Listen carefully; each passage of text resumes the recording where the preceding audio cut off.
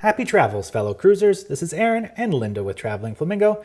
Today we're going to take you on a tour of the Lido deck on the Disney Wish. That's the deck with all the pools, and more importantly, pool deck food, because that's really what we want to talk about today. Actually, the best poolside food we have had on a cruise is on this ship. We're going to tell you everything that you can enjoy while you're soaking up the sun, or when you need a quick fix for food while you're playing in the pools. We always like to know because we never want Linda to go hangry.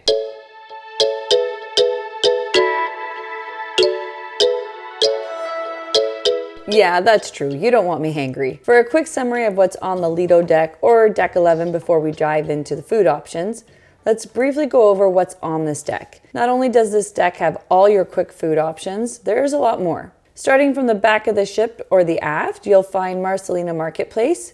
This is your buffet area, which serves some awesome food, but we found the hours were pretty short. It's only open for breakfast and lunch. We have a review of this already, so if you're interested after this video, there'll be a link or card to click on to watch. As we move forward on the ship, you'll find Dory's Forget-Me-Nots for anything you may have forgotten to pack. Inside Out Joyful Sweets is there for those who have a sweet tooth, but it does cost extra, so just a heads up. Then you'll find both the Daisy and Pluto pool, which is about 6 inches deep and can have about 35 people in them. The Minnie's pool has about a 2-inch surround and a deeper center. Minnie's pool is the second largest pool on board. Lastly, for pools, you'll find the Mickey pool, which is similar to the Minnie pool but larger. This is the biggest one. Around Mickey's pools are some beverage stations, which are included, and that's where you have your Coke products, water, tea, and coffee. The washroom and most important area, the dining options with seating, are around, and there's also a bar. Lookout is the bar, and you can expect to find a variety of drinks to enjoy poolside. For dining, you'll find Mickey and Friends Festival of Food, and all these places are included. You've got Goofy's Grill, Daisy's Pizza Pies, Donald's Cantina, Sweet Minnie's Ice Cream, and Mickey's Smokehouse Barbecue.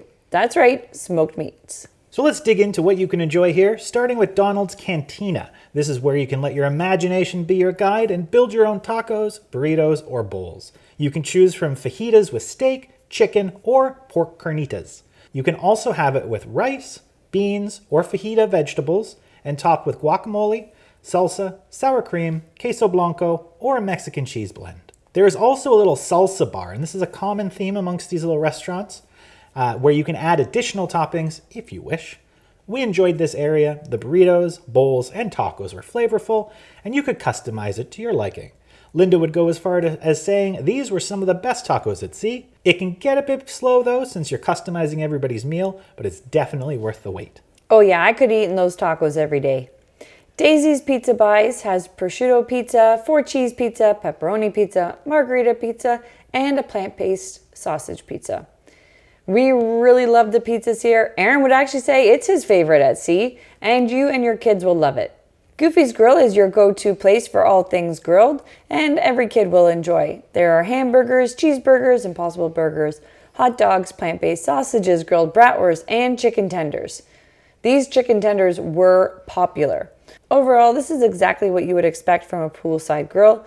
The burgers and hot dogs were good, but their real pro tip here is that there are little stations set up with stuff like salsa. If you want to kick your meal up a bit, take a look at the other toppings bar to make it extra delicious. For example, you can get the chicken tenders and dip them in the barbecue sauce. That is good. Next, we head to Minnie's Sweet Ice Cream. This serves, as you would expect, ice cream.